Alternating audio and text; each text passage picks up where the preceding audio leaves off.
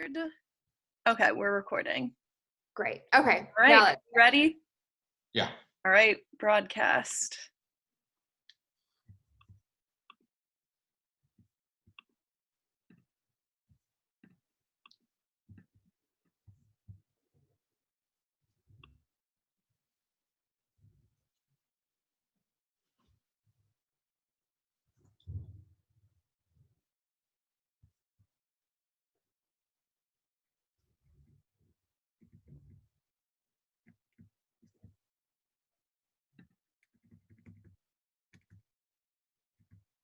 thank you for joining. We'll get started momentarily.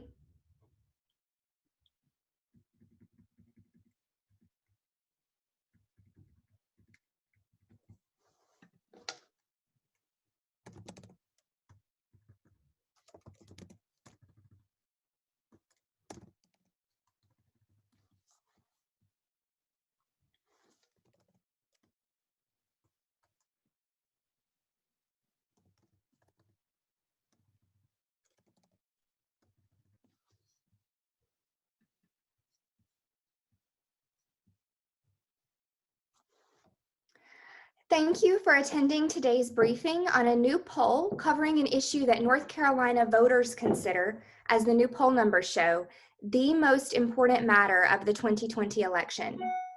Care for Carolina is a coalition of 65 member organizations supporting affordable, quality healthcare in North Carolina.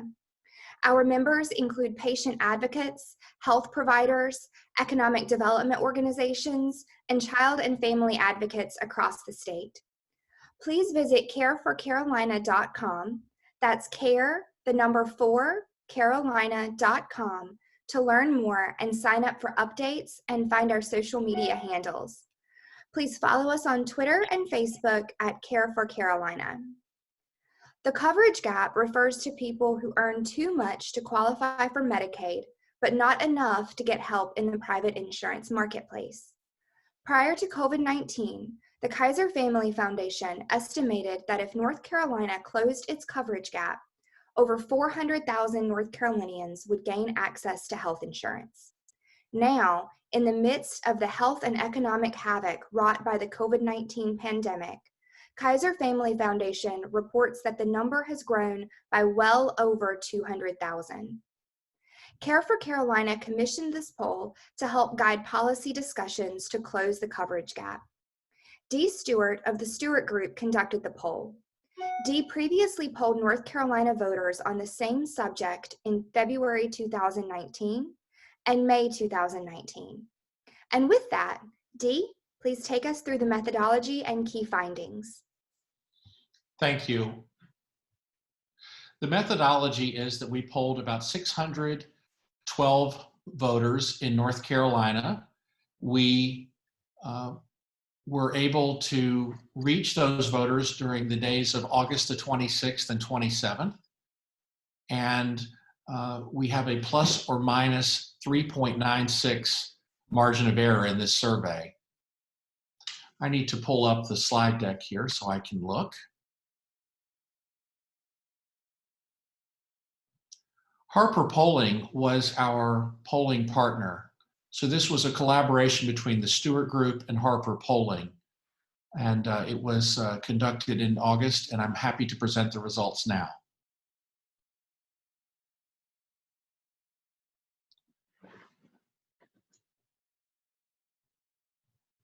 When the voters were called on their landline and cell phones and asked, "What's the top issue?" and provided with a series of choices, you can see what they responded. Their top issue is dealing with the coronavirus and COVID-19.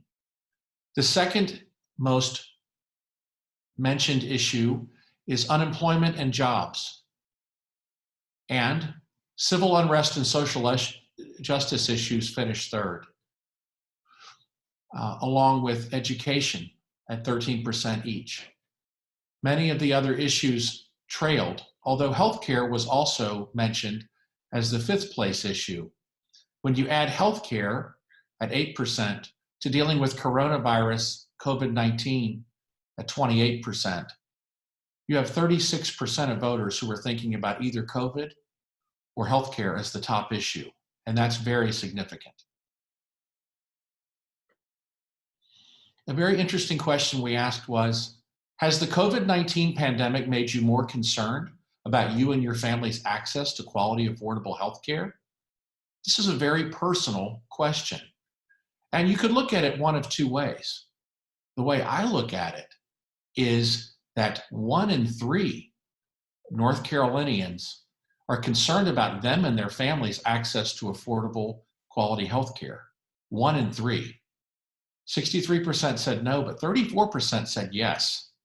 So there's a lot of anxiety. If you think about walking around in your town, your community, interacting with the folks you interact with at work and in a social setting, 1 in 3 of them are concerned, more concerned than they used to be about their family's access to quality, affordable health care. It could be because perhaps they've lost their job or their job is in jeopardy and they get their health insurance through their job.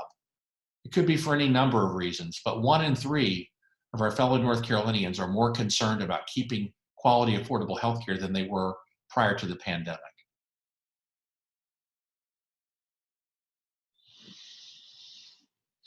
Friend and neighbor access question.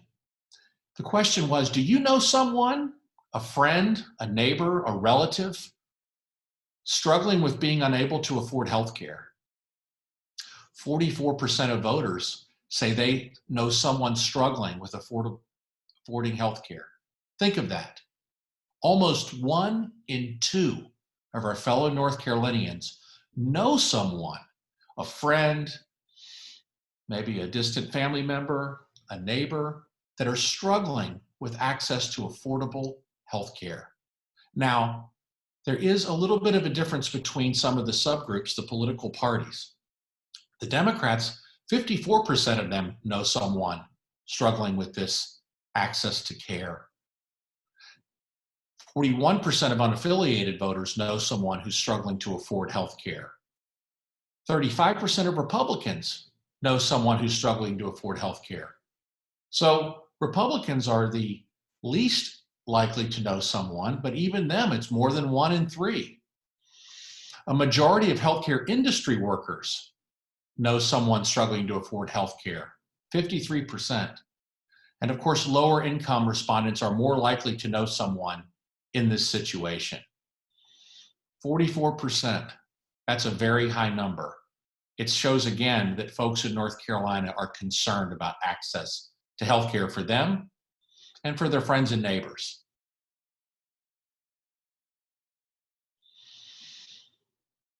We asked about the long-term impact of COVID-19 on the state.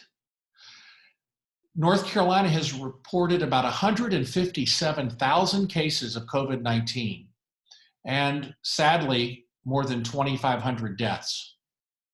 More than 1.2 million North Carolinians have filed for unemployment, with many losing their job-sponsored health insurance. So we asked, do you believe the impacts of COVID-19 will be long-lasting? A whopping 78% said yes. This sentiment holds across all partisan and ideological divides among the demographic groups that we polled. 67% of Republicans believe it's going to be long-lasting. That's 2 in 3. 90% of Democrats believe it's long-lasting. 75% of unaffiliated voters believe it's going to be long-lasting. Even among those who self-identify as very conservative, nearly 6 in 10, 59% believe that the impacts of COVID-19 will be long-lasting in North Carolina.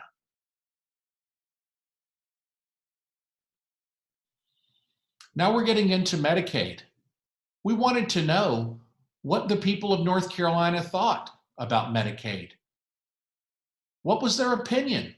Was it favorable or unfavorable? Interestingly, 60% of North Carolinians have a favorable opinion of Medicaid. Only 14% have an unfavorable opinion. So by a 4-to-1 margin, North Carolinians think positively about Medicaid. When you get into Republicans, which are the least likely group to think positively about Medicaid, it's still a 2.5-to-1 ratio in favor of having a favorable opinion of Medicaid. 51% of Republicans said they have a favorable opinion of Medicaid, and a meager 20% of Republicans have an unfavorable opinion. I was interested to see among Republicans, among all those who were polled, who said that they were very conservative, what did they think? Again, 46%, a strong plurality of those identifying as very conservative, have a favorable opinion of Medicaid, while only 25% of those identifying as very conservative have an unfavorable opinion. And among unaffiliated voters, the all-important unaffiliated voters in North Carolina's electoral process, 59% have a favorable opinion of Medicaid, and only 17% have an unfavorable opinion of Medicaid. Medicaid is favored among unaffiliated voters by an overwhelming 3-to-1 margin, according to the data that we obtained from the voters of North Carolina just last month. Closing the coverage gap, the healthcare coverage gap, refers to people, frontline workers, farmers, childcare, and nursing home workers, small business owners who earn too much to qualify for Medicaid, but not enough to purchase their own insurance plans. Now, we provided that background information before asking our respondents, as a result of the COVID-19 pandemic, more North Carolinians fall into that coverage gap, for a total of more than 600,000 North Carolinians. Do you favor or oppose the legislature creating a solution to close the coverage gap? 3 in 4 voters in North Carolina support the legislature creating a solution to close the coverage gap. What an overwhelming majority. 75% favor creating a solution at the General Assembly level to close the coverage gap. 3 in 4 North Carolinians want the General Assembly to develop a solution to close the coverage gap. Only 16% oppose. That's almost a 5-to-1 ratio. 56% of North Carolina residents strongly support the General Assembly finding a solution to close the healthcare coverage gap in these tough times. We analyzed some of the key demographics in this question. We wanted to know, how is it that 75%, 3 in 4 North Carolinians, are calling on the legislature in their response to our poll question to close the coverage gap through some kind of a legislative solution? Well, we looked and it was just strong across the board, not surprisingly. Nearly 2 in 3 Republicans, 64%, want the General Assembly to close the coverage gap, according to the data. 83% of Democrats and an overwhelming 76% of unaffiliated voters want to close the coverage gap by legislative means through the General Assembly. Across all groups, it's very strong. Even among those identifying as very conservative, 60%, fully 3 in 5 North Carolinians, want the General Assembly to find a solution to close the coverage gap.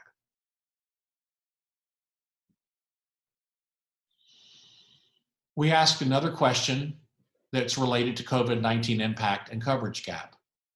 The question was, before COVID-19, experts estimated that if North Carolina closed its coverage gap, more than 400,000 North Carolinians would gain health insurance.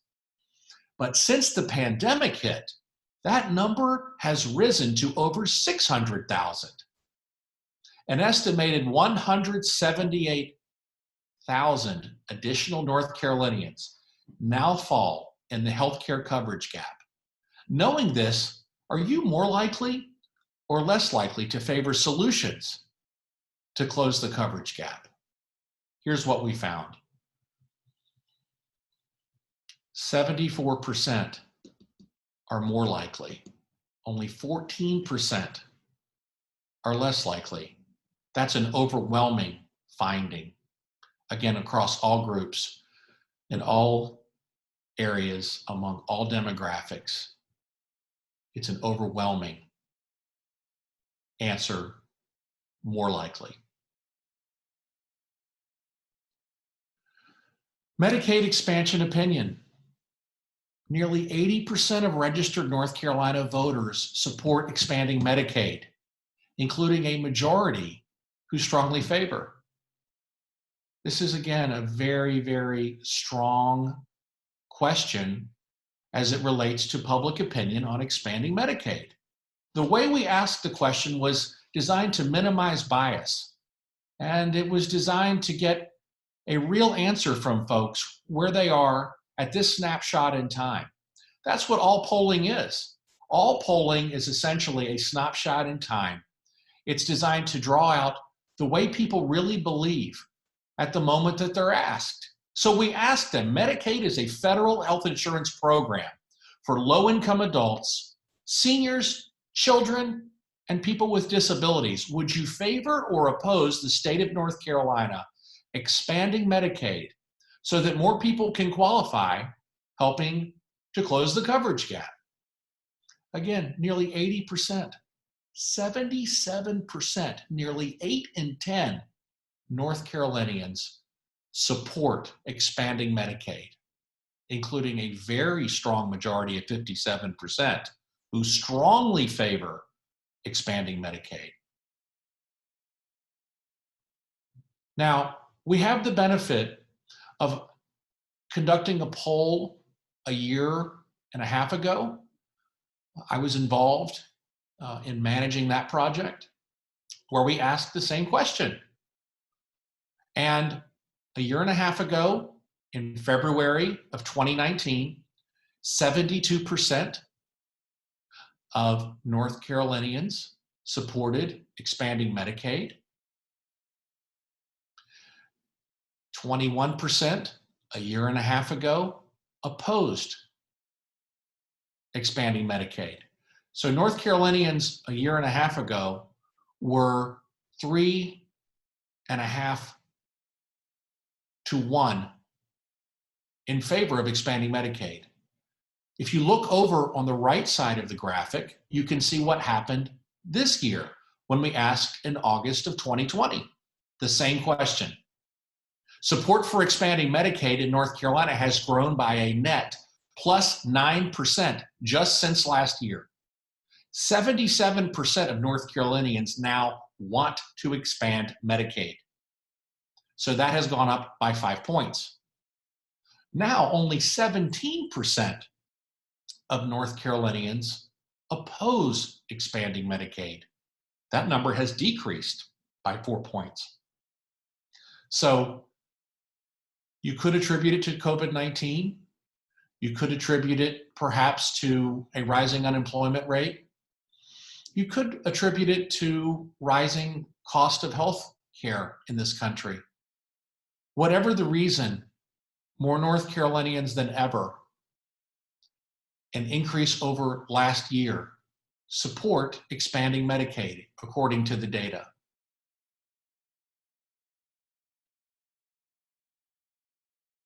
If you look at key demographics from this question that we asked August 26th and 27th, you'll see across the board, Republicans, Democrats, unaffiliateds, men, women, urban areas, rural areas, all the major media markets.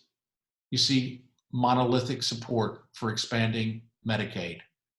Among Republicans, it's better than 2-to-1 margin. 61% favor expanding Medicaid, while 30% oppose.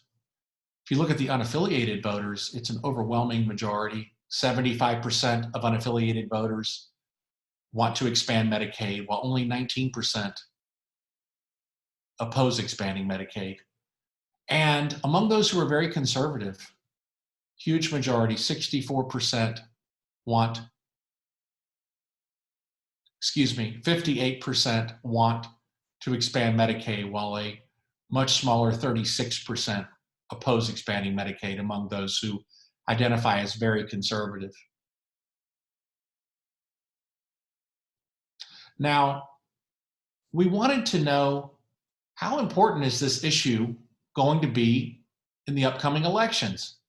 Just as an academic exercise, Care for Carolina was interested to know, is the issue that they're polling on really a priority and really on the hearts and minds of the people we're asking these questions? So the question we asked was, do you think closing the coverage gap will be an important issue in the upcoming election? Well, we had an overwhelming response. 61% said it would be an important issue. Only 31% said it would not. Over 50% of Republicans said that it would be important. 53% of those who identify as somewhat conservative agree. 49% of those who identify as very conservative agree. Agreement among the subgroups increases among unaffiliated voters, 60%. And there are many, many other groups that are key to elections, that are key to setting a messaging tone among public policymakers and the political class, that indicate all through this broad base of groups that it is an important issue to them, closing the coverage gap as it relates to the coming election. We did some message testing. We wanted to see what various messages did in terms of impact on the respondents as it relates to the issue set we're testing. One of the issues that we discussed as it relates to messaging was as follows. Because of the coverage gap, 1 in 4 veterans who served in Iraq and/or Afghanistan are without health insurance coverage and are not eligible for VA coverage. Expanding Medicaid would mean that at least 12,000 veterans would gain access to health insurance. Believe it or not, 81% responded positively and believed that mentioning the great number of veterans that would receive coverage was a very positive way, and they would be more likely to support expanding Medicaid if they knew that so many veterans would gain access to health insurance. Another thing we asked in terms of the messaging was as follows. In 38 states, where both Republican and Democratic leaders have expanded Medicaid, health insurance rates have been reduced on average by 11%. In other words, those folks who are fortunate enough to have health insurance have seen a reduction in their insurance rates by a relatively large 11%. 70% of those who were asked said that they were more likely to support expanding Medicaid. 70%. So those two messages are very well received by the respondents, by the citizens of North Carolina. To recap, 81% are more likely to expand Medicaid if it's going to help 12,000 veterans gain coverage. 70% of respondents view expanding Medicaid favorably when told that in the 38 states where Medicaid has already been expanded, health insurance rates have decreased by an average of 11%.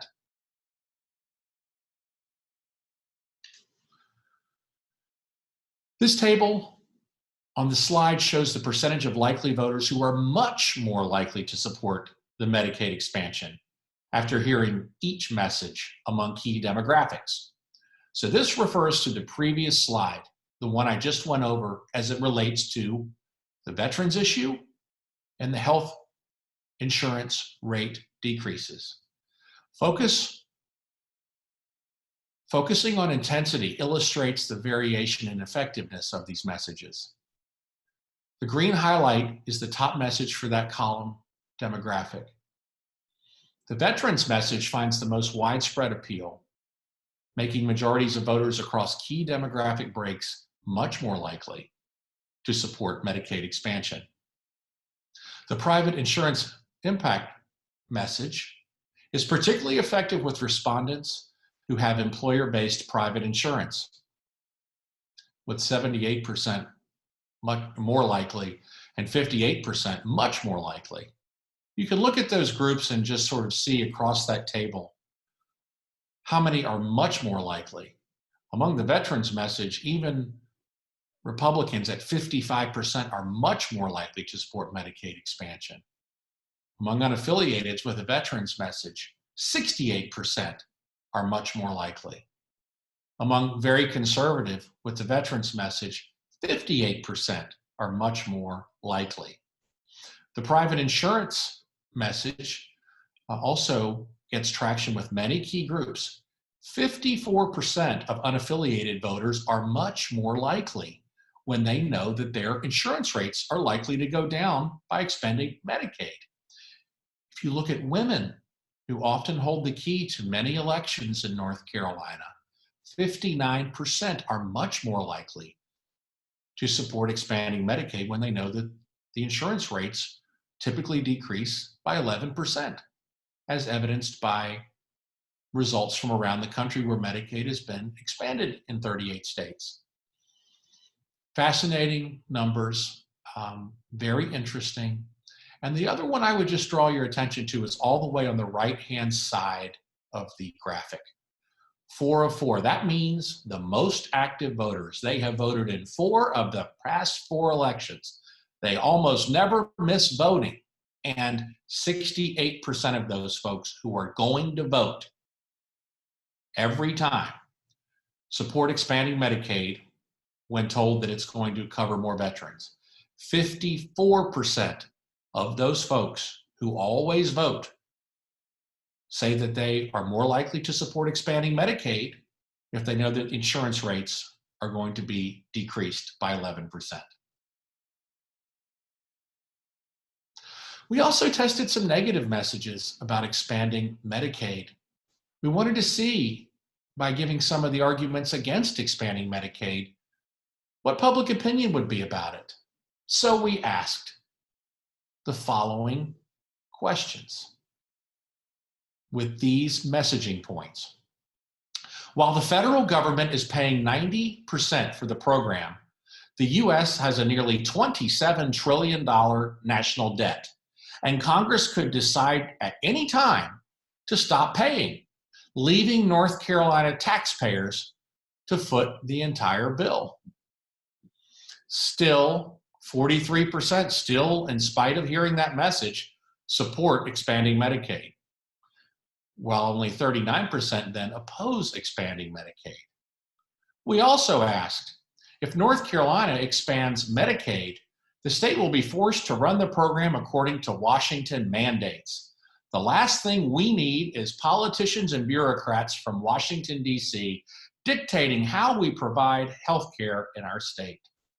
Still, 45% were more likely to support expanding Medicaid. 38% were less likely to support it. So these negative messages that are sometimes espoused by folks opposed to expanding Medicaid did have an impact and made people less likely to support expanding Medicaid than they otherwise would have been. But still, both negative messages failed to gain even a plurality of those who were asked. Of those who were asked, still more people wanted to expand Medicaid, even in the face of these negative messages, than those who opposed expanding Medicaid. You can see the demographics. You can see the key demos as it relates to this messaging. Overall, the negative messages had the most impact with Republicans, conservatives, men, and in the Greensboro media market. But again, overall, the negative messages, while they made a dent in support for expanding Medicaid, they still garnered less people opposed to expanding Medicaid than those who still support expanding Medicaid.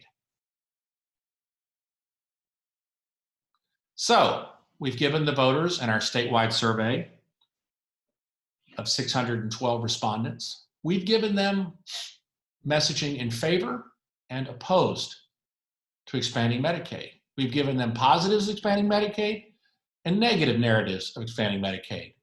So we're now going to find out what they think.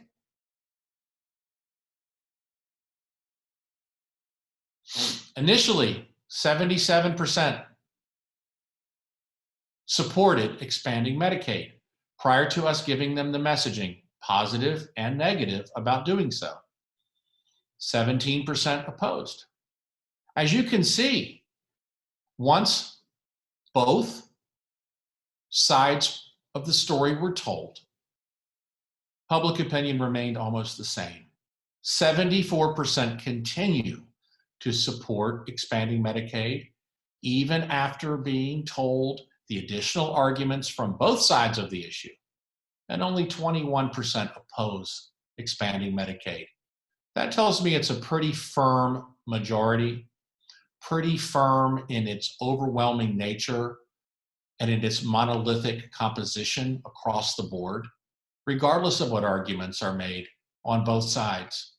Again, the veterans argument, more veteran coverage, lower rates on the positive side, federal government walking away from its obligations, more mandates from Washington, D.C., sticking taxpayers with the bill on the negative side. These messages have almost no impact. The public seems to be fairly firm in its conviction and its opinion that Medicaid ought to be expanded in the Tar Heel state. Across key demographics, if you just look across every demographic, it continues to be the case that each of these subgroups continue to net favor expanding Medicaid in North Carolina, even after hearing all the arguments for and all the arguments against. Alongside the statewide survey that we did, we decided to take several state Senate districts in North Carolina and poll them using instant voice response and text polling. Harper Polling was a partner of the Stewart Group in this work as well for these 4 surveys. We've compiled some of the results from State Senate District 1, 11, 24, and 31's surveys. 300 registered voters in each district were polled, and we have the results for you. We thought it would be interesting to dig down into these districts, some of which are largely rural, some of which are more urban, and to report the results to you so that you might be able to draw some comparative analysis with the statewide survey that we did concurrently at the same time.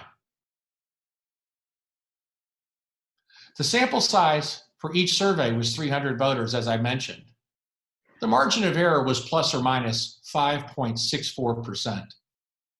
Responses were gathered via landline interviews, conducted with interactive voice response technology, and cell phone interviews conducted via text message solicitation. The demographics, as always, were adjusted to reflect the population from which the sample was drawn.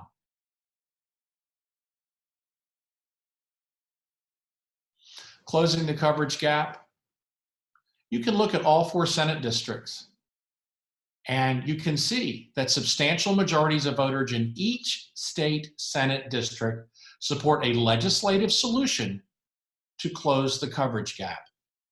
Senate District 1, 64%. Senate District 2, Senate District 11, 60%. Senate District 24, 64%. Senate District 31, an overwhelming 68% support a legislative solution to close the coverage gap.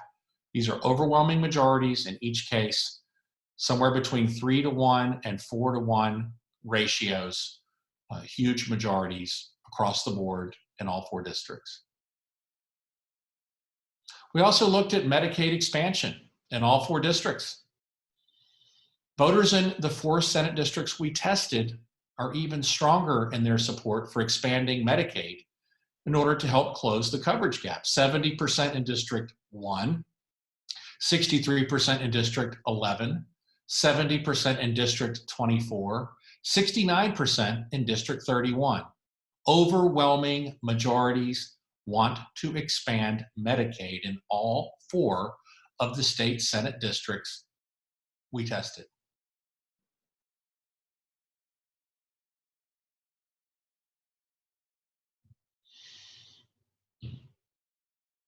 Erica, I would like to conclude by saying that the Stewart Group and Harper Polling were very honored to be a part of this process for your organization this year.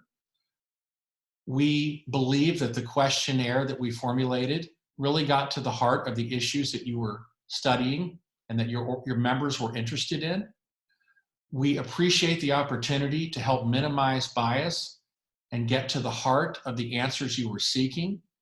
We hope that by presenting these numbers, that by issuing these results, that policymakers, opinion leaders, members of the news media, and interested North Carolinians can study these results and understand how the public feels, what the public thinks in developing a broader perspective on dealing with closing the coverage gap, expanding Medicaid, and meeting the needs of North Carolinians who are obviously very concerned about their friends, their neighbors, and their own ability to gain access to affordable quality health care when taken in the broader context of the economics of the state, the tax policy of the state, and all the other needs that the General Assembly and that the executive branch of our state are working to meet.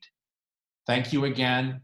I'll be glad to yield to any questions, and I look forward to working with each of you in the future. Thank you.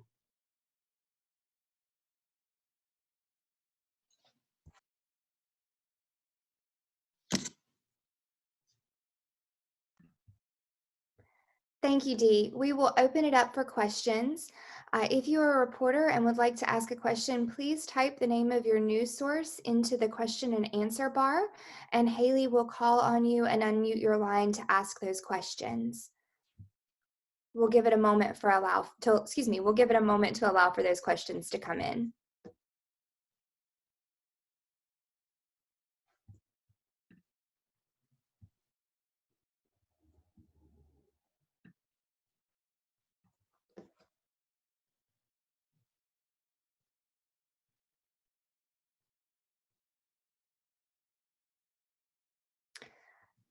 Okay, seeing no questions. Oh, excuse me, we do have a question.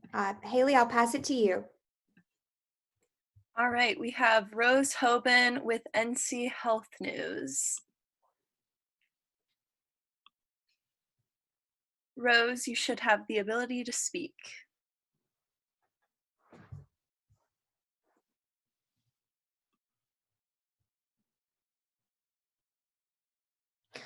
Rose is on a computer where she can't speak. So Rose, I will ask your question for you. Dee, have we presented these findings to members of the legislature, and who? And I will go ahead and just answer that for you, Rose. We have not. This is the first unveiling of these poll results. And so you are getting the first entry into those. We did send the media advisory around to all legislators. I believe some of them are sitting in today on this briefing, and we will be sending those around to them later today.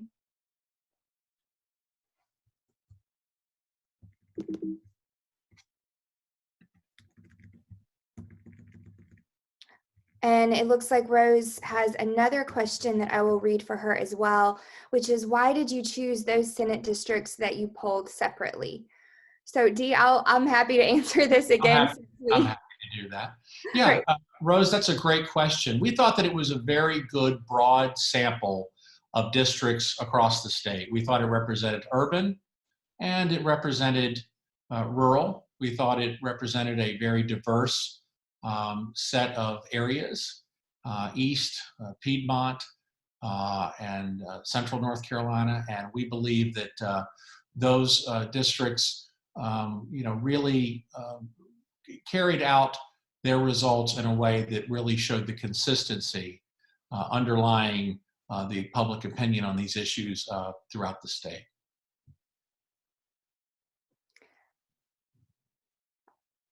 I will just continue being Rose. She is also interested in arguments for and against.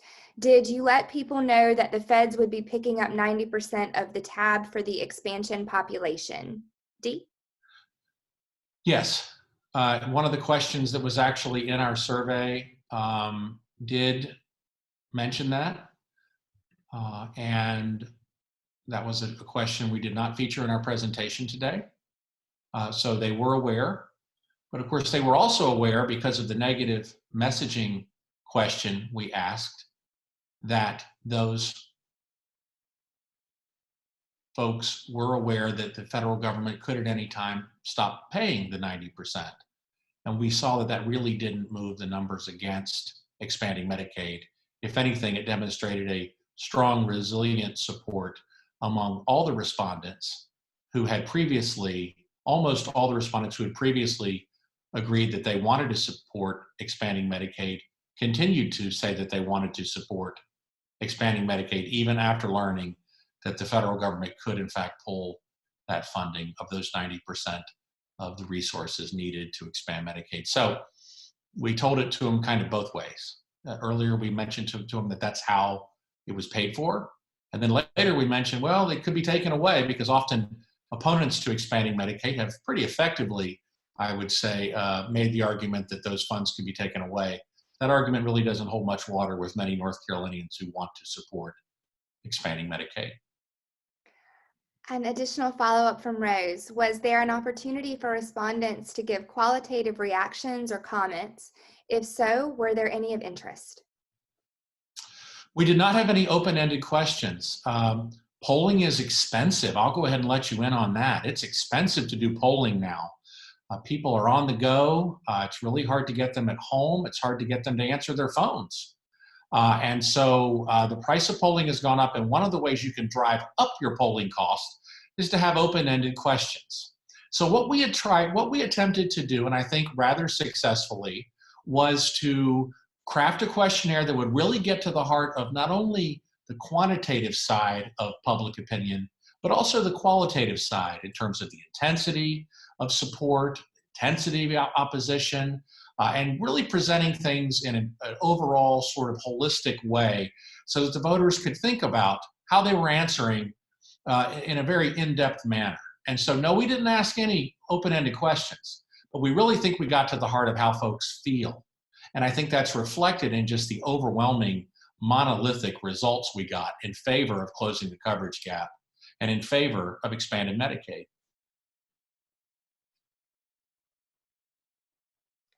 I'll pause for another moment for any additional questions.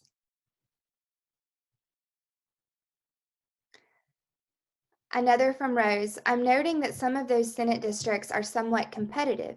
Did that play into the decision around where to poll?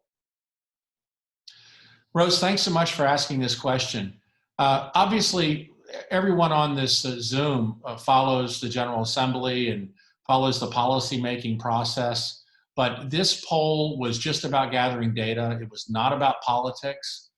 It was about gathering useful data from a broad series of districts that are represented not only by great people, but contain wonderful constituents who have a broad, diverse set of perspectives from urban North Carolina, rural North Carolina, diverse in its gender and in its ethnic background and in its political party composition. And we really think that those 4 districts were 4 great ones to poll. Now, if we do this again next year, hold on, buckle your seatbelts. We might go to 4 completely different districts. And Rose, you'll be the first to know when we do. And maybe we'll even consult with you, because it really is a tough call. You know, we have 170 legislative districts, and to pull 4 really is, there's a whole conversation that goes on about that. But if we do it again, we'll certainly have that conversation again. We'd like to be able to poll all 170, but again, the cost just necessitates that we be very selective and very minimal in the number of districts we're able to poll. But thanks for the question. Good question. Additional follow-up from Rose. Will we, reporters, be able to see crosstabs, etc., once the call is over? That will be up to the organization that sponsored the poll. I've got my version over here in my safe. I might be willing to unlock the key and let you know. I'm kidding. That'll be up to the organization. And if they want to release those results, we'd be happy to do that. One thing that I do know that we will be able to see for sure is the presentation we gave today. And the presentation we gave today includes lots of crosstabs, which we included in so many slides. And I would have liked to have had time to read over every single crosstab. But A, I don't have the voice. My voice will give out if I continue to talk much longer. And B, it would have literally dragged the presentation on, and many people would have, I think, grown weary of it. And so you have plenty of crosstabs in the presentation you were given. We took the top line. We tried to present both sides.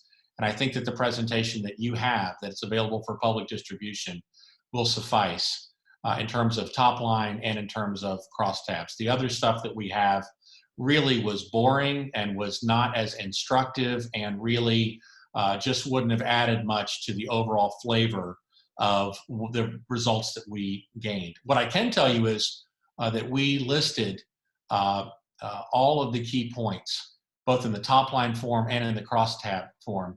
Rose, if you have any specific questions you'd like to ask as it relates to what we presented, if you'll contact me, I'll be glad to provide you with any of the answers that you may would like to hear. And I appreciate the question. One additional question from Rose. Forgive me if I missed this, tuned in a couple minutes late. What were the dates of the poll? Thanks for asking, Rose. The poll of the statewide voters, 612 of them, and the poll of the state Senate district voters, 300 voters per Senate district, a total of 1,200 for all 4 polls, was August the 26th and August the 27th. And so we have listed the margin of errors for you. It's in our slide deck that we will make available to you. And we appreciate the question.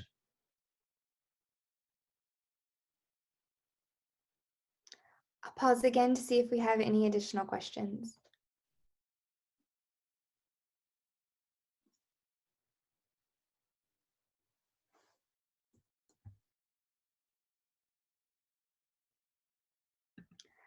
Okay, seeing none. Dee, again, thank you so much. If you are a member of the press, you will soon receive, or already have received, a press release capturing much of this content, as well as additional information, including how to reach various expert spokespeople.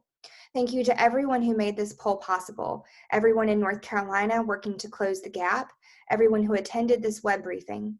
Please visit careforcarolina.com. That's care, the number 4, carolina.com. And please follow Care for Carolina on Facebook and Twitter. Thank you.